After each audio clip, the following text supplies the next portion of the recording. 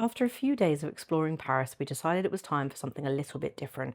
And what better way to spend a day in Paris than learning about chocolate?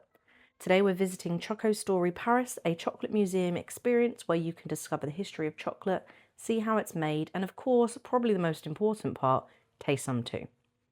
Walking in, I wasn't really sure what to expect. Sometimes museums with kids can go one of two ways. They're either fascinated for hours or you're doing a speed walk trying to keep everyone entertained.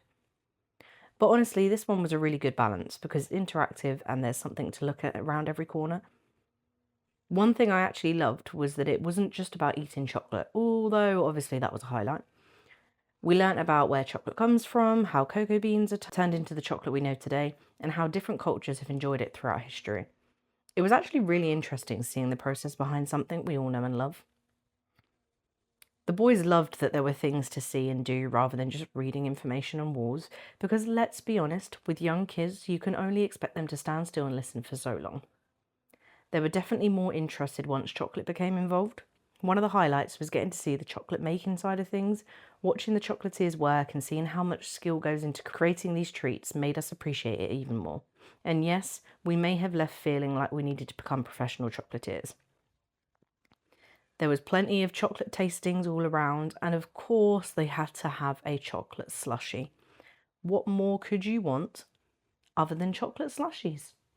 The options to have at the end were either a hot chocolate or a chocolate slushie, and of course, I feel like you say the word slushies to young kids and all of a sudden it's no, that you're sold, that is what we're doing. The boys were very serious critics. Obviously, they had to experience everything. They had to try some of the dark chocolate, the milk chocolate, the white chocolate. But I think it's safe to say this part was a success. It really was such a fun change of pace from walking around the city and visiting landmarks, and it really is such a great thing to do if it's raining as well. It was the perfect rainy day or family-friendly activity for Paris. I definitely recommend adding something like this into your itinerary, especially if you're traveling with kids and need a break from the sightseeing. But our Paris adventure isn't finished yet. In the next episode, we're exploring more of the city, finding more family-friendly spots, and sharing more of our favourite moments from our trip. Make sure you subscribe so you don't miss the next part of our Paris series.